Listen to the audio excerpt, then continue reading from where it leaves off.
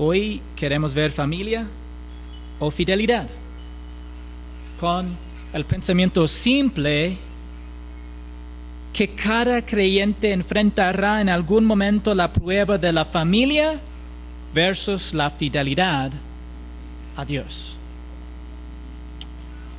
Su familia espiritual, la palabra de Dios y la voluntad del Padre eran más importantes para Jesús que su familia natural.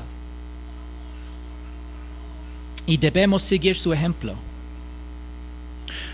Los nuevos creyentes a veces se sorprenden cuando descubren que la mayor resistencia a su nueva vida en Cristo proviene de su familia.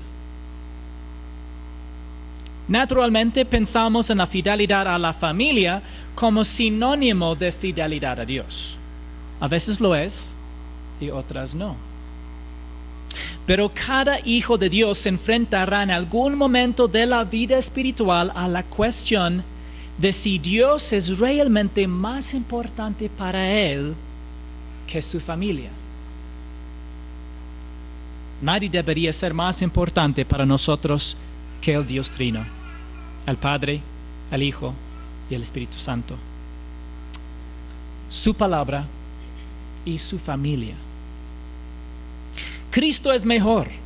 Su amistad es más dulce y su aprobación es más valiosa que el amor de una madre, el parentesco de un hermano o el compañerismo de una familia. Cristo es mejor. Y le pertenecemos enteramente. En nuestro pasaje de hoy, el Señor Jesucristo hace una distinción entre la familia física y la espiritual, y le da una importancia suprema a la voluntad del Padre y la palabra de Dios. Entonces, por favor, abren sus Biblias conmigo en Lucas capítulo 11, verso 27. Leemos: mientras Jesús decía estas cosas, una de las mujeres en la multitud alzó la voz y dijo: dichosa la matriz que te concibió y los senos que te criaron. Al contrario, le contestó Jesús, dichosos los que oyen la palabra de Dios y la guardan. Mientras Jesús decía estas cosas, ¿qué estaba diciendo Jesús? Bueno, la interrupción de la mujer siguió inmediatamente a la enseñanza de Jesús sobre la blasfemia contra el Espíritu Santo. En este discurso tan importante y grande en el ministerio de Jesús, esa mujer interrumpió para decir eso. ¿Qué actitud demostró su interrupción? Irreverencia por la enseñanza de Jesús. La enseñanza del Hijo de Dios no era importante para ella. En efecto, ella dijo: esa es una gran información, pero lo que creo que es realmente importante es quién es tu madre. Y si Jesús fuera católico, habría respondido: dichosa en verdad. Ave María, Madre de Dios. Pero Jesús no era católico, así que la corrigió. No es muy frecuentemente que encontramos pasajes de Escritura que dan claridad entre algunos discusiones teológicos, o específicamente en que yo mencionaría así a la creencia de la Iglesia Católica. Pero esto sí es un caso en que es una distinción muy clara y importante que encontramos en la palabra de Dios. Este es un ejemplo clásico de Jesús estableciendo la perspectiva adecuada y precisa sobre María. Ella era una mujer normal. Lo que la hizo extraordinaria fue su humildad, pero las Escrituras nunca le describen como sin pecado, o como una virgen perpetua, o como la madre de todas las personas. Nunca encontramos esto en la Biblia. Según Jesús, la palabra de Dios es más importante que María. En lugar de declarar su bienaventuranza, declaró la bienaventuranza de aquellos que escuchan la palabra de Dios y la guardan. Escuchar y guardar la palabra de Dios son dos decisiones deliberadas. La bienaventuranza solo la disfrutan aquellos que hacen ambas cosas. El primer ejemplo de escuchar y guardar está en el mensaje del Evangelio. Si escuchas el Evangelio, pero no confías en Cristo, entonces has escuchado, pero no has guardado esta porción salvadora de la palabra de Dios. Si escuchas el Evangelio y crees en Jesucristo, entonces lo has escuchado y guardado. Pero escuchar y guardar se extiende más allá del mensaje del Evangelio. Jesús dijo, dichosos los que oyen la palabra de Dios y la guardan en general. No limitó el campo de aplicación. Después de la salvación, debemos continuar eligiendo escuchar la palabra de Dios. Y debemos continuar eligiendo guardar la palabra de Dios. Debemos elegir aplicarla en nuestras propias vidas por fe. Santiago, el medio hermano de Jesucristo, escribió en Santiago 1, 22 al 24, sean hacedores de la palabra y no solamente oidores que se engañan a sí mismos. Porque si alguien es oidor de la palabra y no hacedor, es semejante a un hombre que mira su rostro natural en un espejo, pues después de mirarse a sí mismo y irse, inmediatamente se olvida de qué clase de persona es. Cuando te miras en el espejo de la palabra, te enseña acerca del Señor y te enseña acerca de ti mismo. En la palabra puedes ver la gloria de Jesús y las deficiencias de usted. El deseo de Dios es que seas transformado por el Espíritu Santo para que reflejes más el carácter de Jesús. Pero cuando eres solo un oyente, cuando cierras las páginas de las Escrituras, inmediatamente olvidas lo que lees.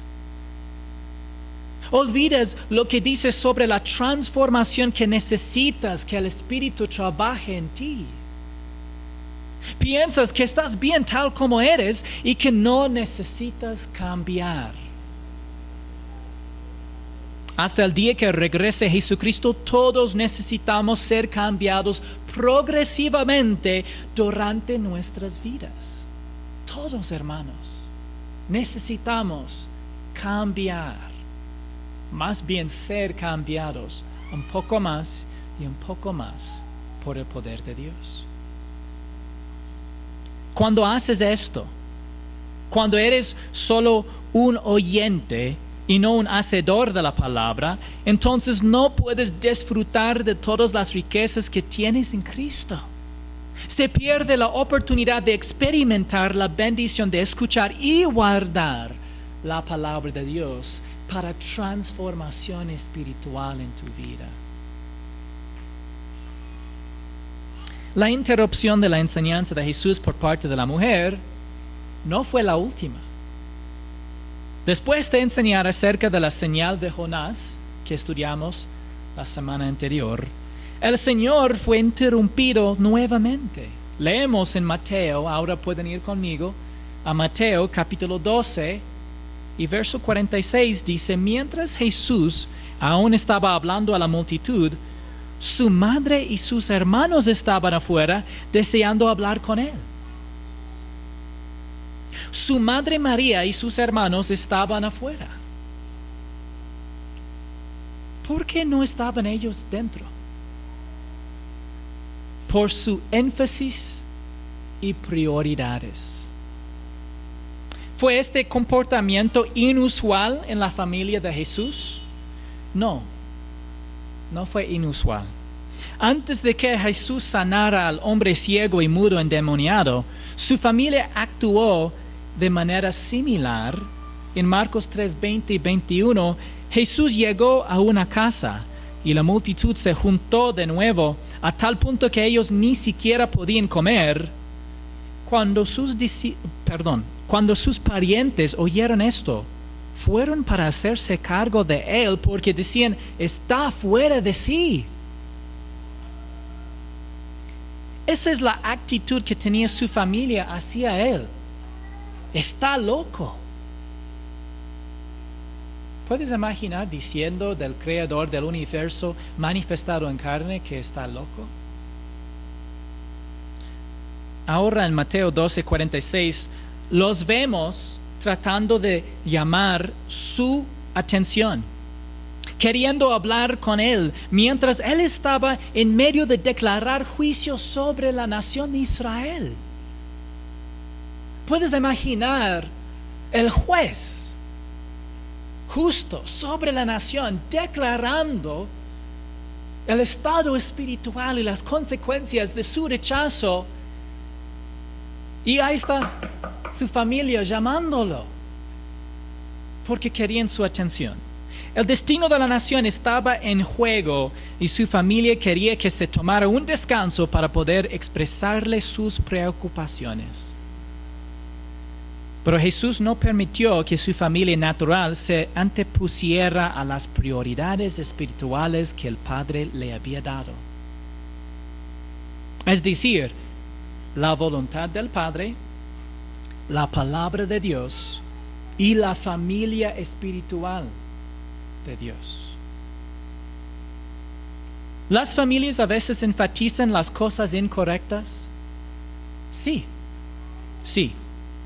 Es fácil para las familias volverse autocéntricas. El arduo trabajo de sobrevivir en la vida y criar a los hijos hace que las familias creen un vínculo especial que distorsiona su perspectiva de unos a otros y de la unidad familiar en sí. Sin duda, la madre y los hermanos de Jesús sintieron que era apropiado interrumpir su enseñanza. Pero estaban equivocados, al igual que la mujer que lo interrumpió antes. ¿Hizo Jesús una pausa en su discurso por ellos? ¿Qué fue su respuesta? No. En cambio, Jesús usó la interrupción prevista como una oportunidad para enseñar un principio importante. Leemos en verso 48 y 50, al 50. Pero Jesús respondió al que le informó, ¿quién es mi madre y quiénes son mis hermanos?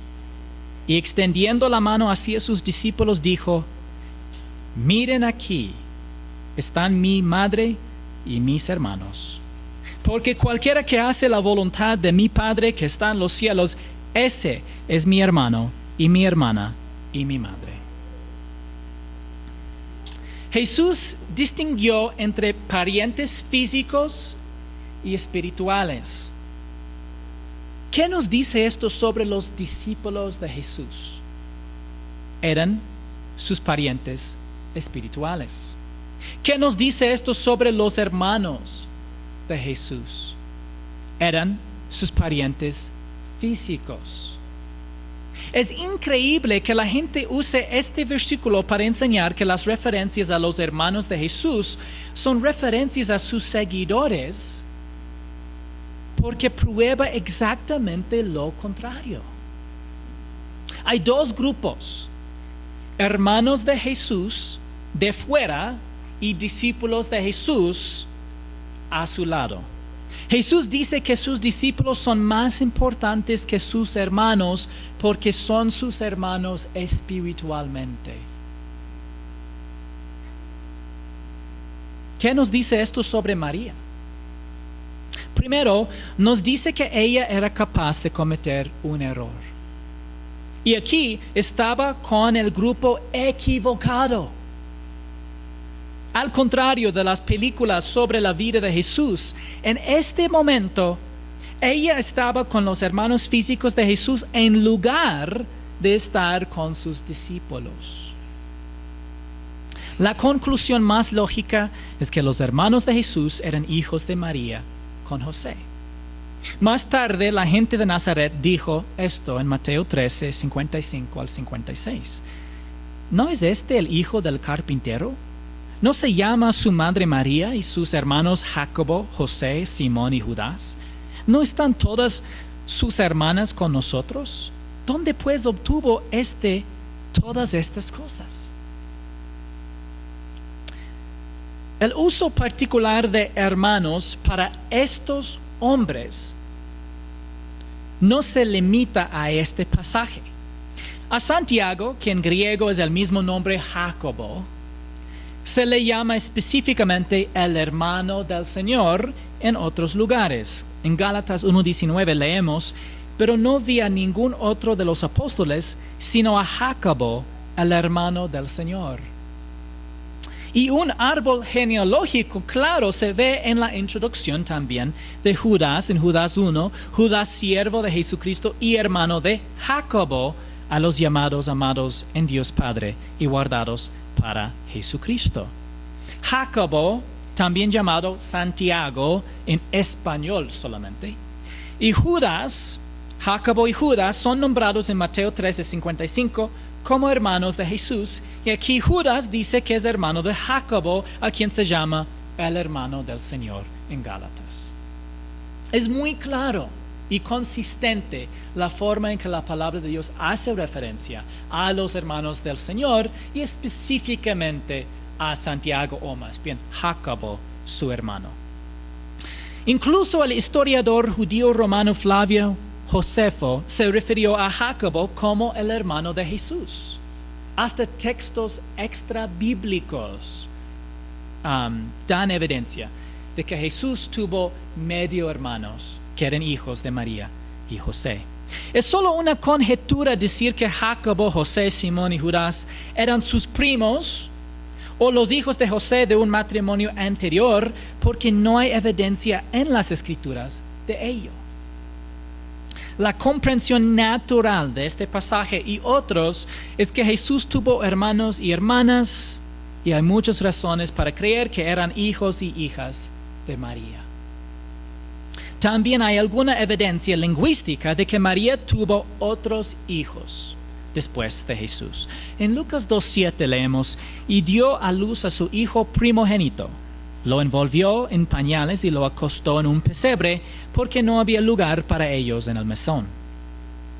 Jesús era su hijo primogénito.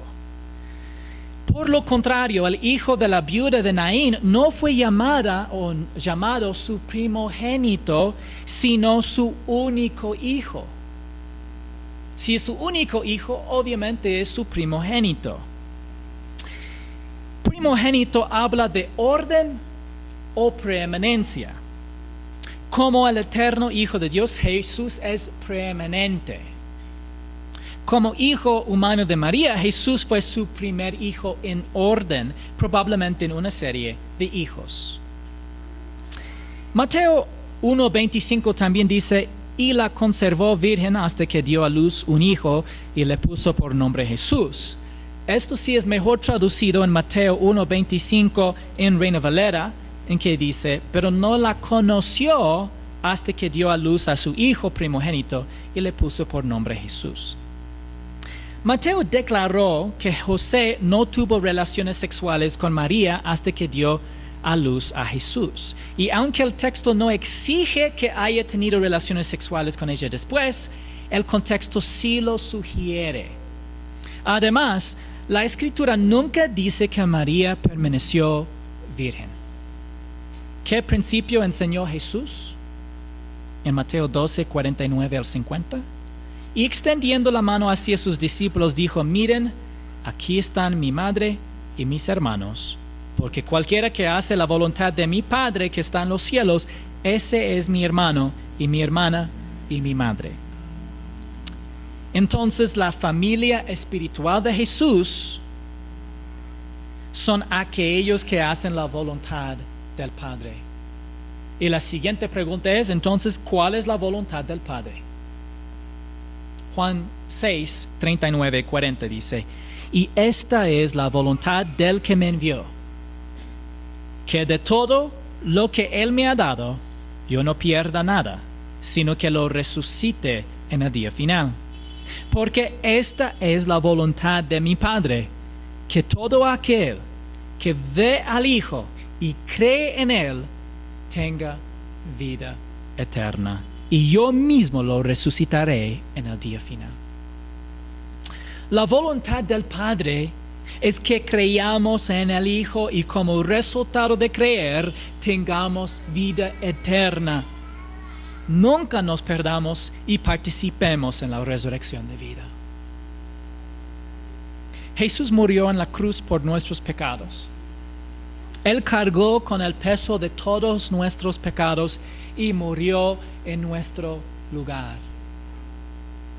Fue sepultado y resucitó al tercer día para que podamos saber con certeza que realmente fue consumado en la cruz, pagado por completo. No hay nada que podamos hacer para agregar a la obra de la salvación que Jesús completó y no hay nada que podamos quitar de ella. También podemos confiar en Él y solo en Él. Cuando ponemos nuestra fe en Jesucristo, nos convertimos en poseedores de la vida eterna. Jesús nunca nos perderá como resultado y tenemos la garantía de pasar la eternidad en su presencia. ¿Qué aplicación podemos sacar de nuestro pasaje de hoy? Dios es más importante que la familia. Y la familia espiritual es más importante que la familia de sangre.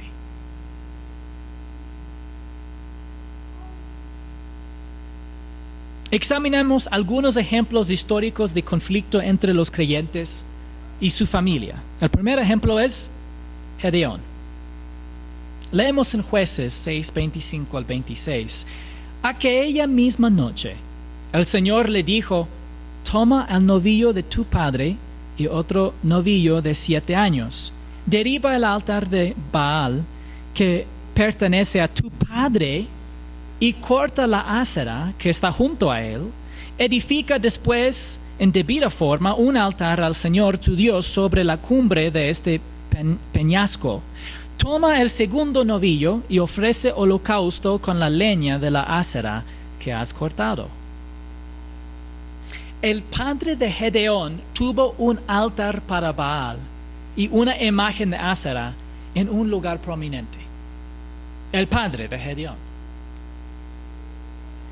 Que Gedeón obedeciera el mandato de Dios significaba desobedecer y ofender a su padre. Fue un claro desafío para Gedeón poner a Dios antes que su familia y su comunidad, porque no podía ocultar su verdadera lealtad en este momento. Tenía que decidir entre Dios y familia. Fidelidad a Dios o la familia. Leemos en verso 27, Gedeón tomó 10 hombres de sus siervos y hizo como el Señor le había dicho. Pero como temía mucho a la casa de su padre y a los hombres de la ciudad para hacer esto de día, lo hizo de noche.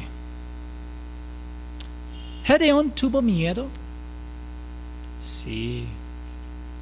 ¿Pero todavía hizo lo que Dios le mandó? Sí. Tememos a veces lo que pensará nuestra familia cuando ponemos Dios primero. Sí. ¿Debemos todavía hacer lo que Dios dice por fe? Sí. Este es un ejemplo positivo.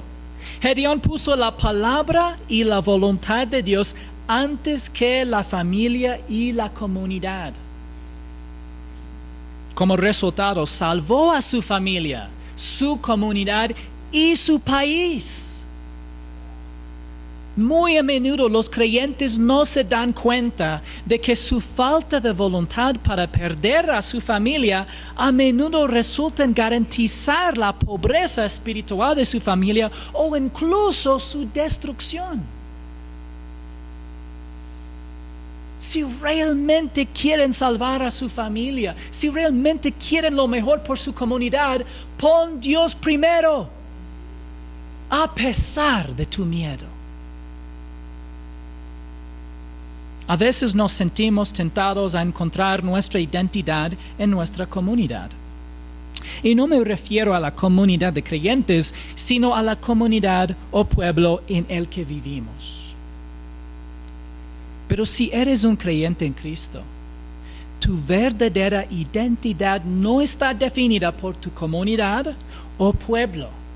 Está definida por tu relación con Jesucristo. Verdaderamente transciende cualquier y toda identidad humana, es nuestra identidad en Jesús. La comunidad no es más importante que Dios. Como resultado, siempre debemos rechazar la trampa de Satanás cuando Él ofrece un pequeño desvío por el bien de la unidad en las comunidades. No, ni un poquito de desvío. Él dice, desvíate un poquito nomás, en algo que no parezca tan importante, y no pasa nada, y mantendrán la unidad. Incluso Él dice que es la forma de demostrar amor. Hermanos, no sean engañados por Satanás. La mentira, el pecado o cualquier cosa que es contra la voluntad de Dios, nunca es el amor de Dios. El Espíritu Santo no autocontradice y nunca nos guía de hacer lo que es contrario a la palabra que Él inspiró. Gedeón no era como muchos creyentes que se engañan a sí mismos diciendo, Dios es lo más importante. Pero en sus prioridades diarias, lo que Dios dice viene después del trabajo, la familia, los estudios, los deportes e incluso el entretenimiento. Algunos creyentes son más fieles a su serie favorita de Netflix que a la palabra de Dios y a la iglesia local. Algunos creyentes sí me han dicho que no faltan su serie, pero faltan los estudios bíblicos. Creo que todos podemos estar de acuerdo en que esta es una tragedia. El segundo ejemplo es Elí. Leemos en 1 Samuel 2, 29 y 30. ¿Por qué pisotean mi sacrificio y mi ofrenda que he ordenado en mi morada, y honras a tus hijos más que a mí, engordándose ustedes con lo mejor de cada ofrenda de mi pueblo Israel? Por tanto, el Señor Dios de Israel declara, ciertamente yo había dicho que tu casa y la casa de tu padre andarían delante de mí para siempre, pero ahora el Señor declara, lejos está esto de mí, porque yo honraré a los que me honran, y los que me desprecian serán tenidos en poco. Elí era sumo sacerdote y era responsable de los sacrificios y ofrendas que se hacían. Pero Elí permitió que sus hijos extorsionaran al pueblo y cometieran adulterio. ¿A Elí le importaba lo que estaba haciendo sus hijos? Sí, incluso los reprendió con palabras. ¿Pero hizo Elí lo que Dios le ordenó? No. Porque Elí honró a sus hijos más que al Señor. Vimos un ejemplo de los hijos en que Gedeón tuvo que poner Dios antes que su padre. Aquí vemos un padre que tuvo que poner Dios antes que sus hijos.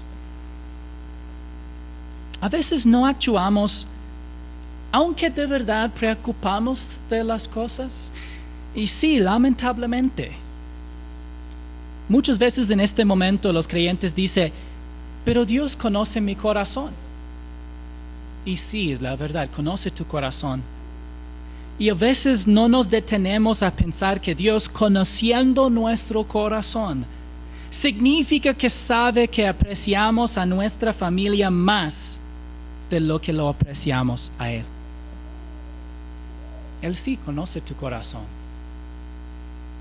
Y es la razón que de corazón nosotros debemos recibir de su Espíritu un cambio en perspectiva. ¿Seguimos siendo responsables a pesar de nuestras buenas intenciones? Sí. El tercer ejemplo es Jonatán. Leemos en 1 Samuel 19, versos 4 y 5. Entonces Jonatán habló bien de David a Saúl, su padre, y le dijo: no peque el rey contra David, su siervo, puesto que él no ha pecado contra usted, y puesto que sus hechos han sido de mucho beneficio para usted, porque puso su vida en peligro y hirió al filisteo, y el Señor trajo una gran liberación a todo Israel. Usted lo vio y se regocijó. ¿Por qué pues pecará contra sangre inocente, dando muerte a David sin causa? Jonatán era el hijo primogénito del rey Saúl y el heredero legítimo del trono.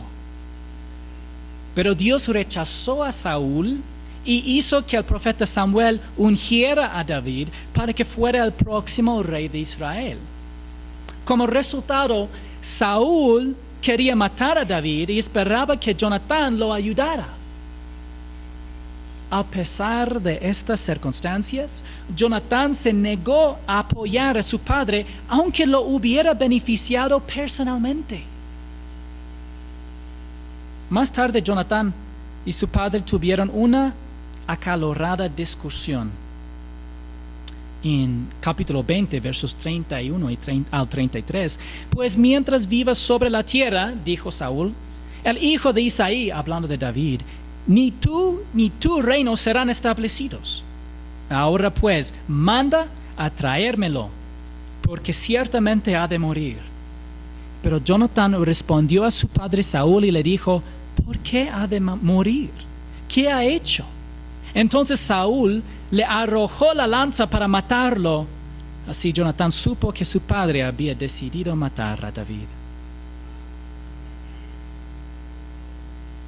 Jonatán no pondría la familia o ganancias personales antes que su lealtad a la voluntad de Dios. Incluso si resultara en una pérdida personal o en el intenso disgusto de su padre. Las dos cosas. Él voluntariamente dejó el reino que legítimamente él hubiera ya alcanzado, pero él reconoció que Dios ya reemplazó a Saúl, entonces ya jamás sería el rey. Jonatán, y él dijo: está bien, ni por mi propio beneficio, ni por la voluntad de mi padre, sino lo que dice Dios. Era antes que todo para él. Los creyentes a lo largo de la historia se han enfrentado a la prueba de anteponer la palabra y la voluntad de Dios a su familia. Jesús advirtió que habrá conflictos entre los creyentes y sus familias. En Mateo 10, 34 al 36 leemos: no piensan que vine a traer paz a la tierra. No vine a traer paz sino espada. Porque vine a poner al hombre contra su padre, a la hija contra su madre, a la nuera contra su suegra, y los enemigos del hombre serán los de su misma casa. Jesús sí trajo paz con Dios, pero no paz con los hombres. A cada persona que confía en Jesucristo, tú estás reconciliado con Dios. No necesariamente con tus familiares, o tus vecinos, o tu comunidad, o el pueblo. Algunos musulmanes y judíos celebran funerales para los miembros de sus familias que se convierten en creyentes en Cristo. Algunas familias católicas se burlarán de los miembros de la familia que se convierten en cristianos. En comunidades rurales pequeñas, esto a veces resulta en la pérdida de privilegios o el apoyo de la comunidad. Los testigos de Jehová son famosos por presionar a las familias para que excomulguen a sus hogares a cualquiera que se convierte en cristiano. La historia está repleta de ejemplos de verdaderos creyentes en Jesucristo perseguidos por su propia familia. La razón es porque la verdad divide. La verdad divide. Realmente solo hay un camino al cielo, Jesucristo. Esto divide, porque hay único verdadero. Realmente hay un solo Salvador, Jesucristo. Los otros llamados salvadores no son. Realmente solo hay un pago satisfactorio, su muerte en la cruz. No nuestras buenas obras, rituales religiosos o intentos sinceros de guardar los mandamientos de Dios. Es una distinción importante. Y realmente solo hay una forma de apropiarse de la salvación, es por la fe en Jesucristo.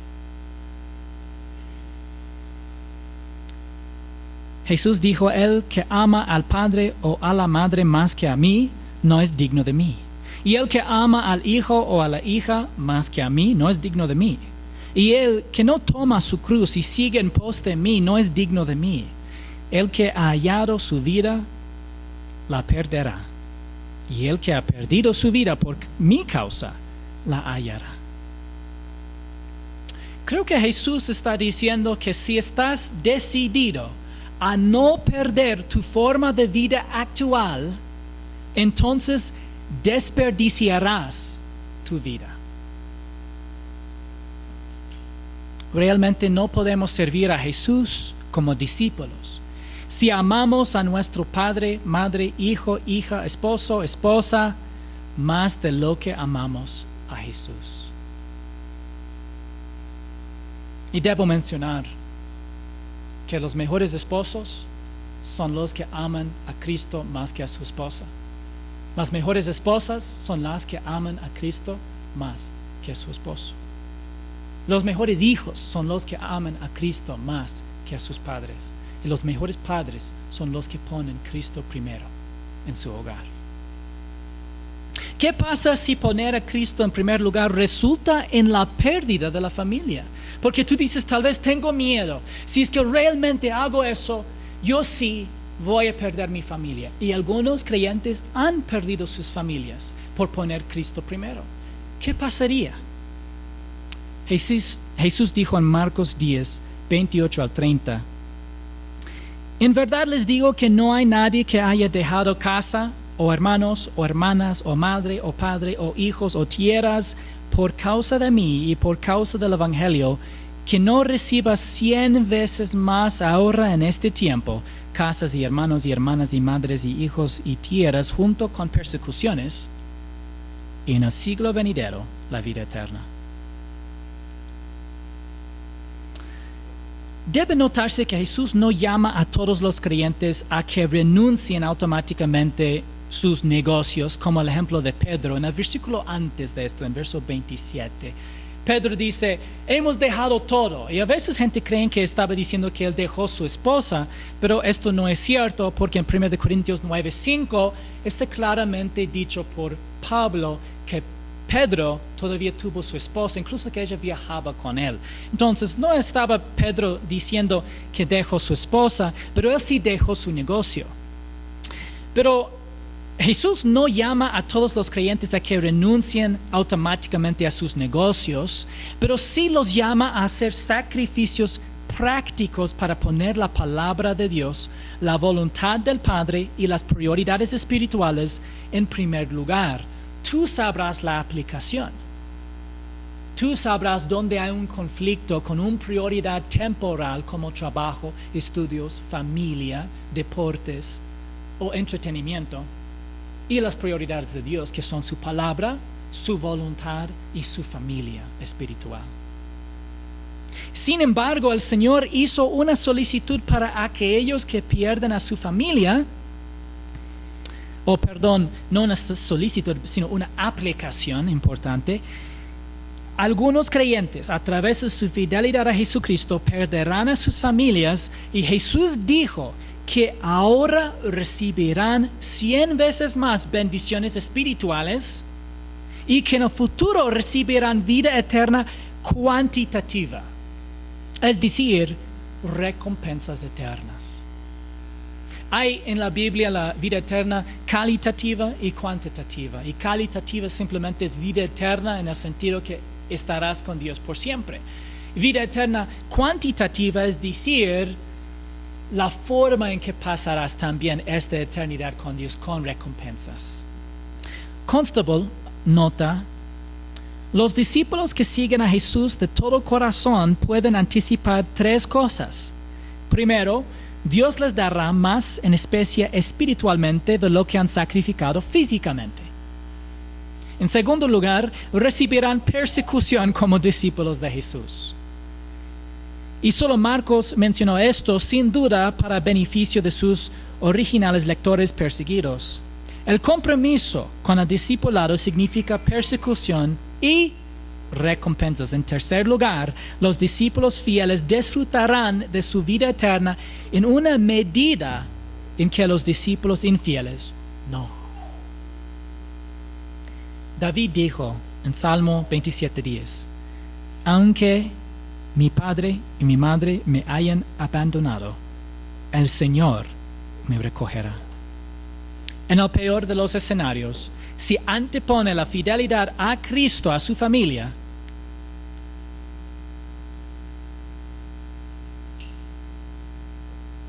perderla a la familia lo acercará más a Cristo.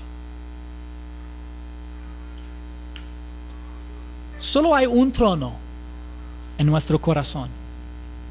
Y cuando nos sentamos ahí tratando de apilar a la familia con nosotros en el trono, no hay lugar para Jesucristo. Debemos dimitir y llevar a nuestra familia con nosotros fuera del trono de nuestro corazón, dejar que el Rey mismo tome asiento y adorar al Rey legítimo. A veces la familia no lo entiende. A veces de hecho se opondrán a la verdad. A veces incluso te perseguirán. Pase lo que pase, Jesús debería ser más importante para nosotros de lo que ellos son, porque incluso la familia de Jesús no era más importante para él que su familia espiritual, la palabra de Dios y la voluntad del Padre.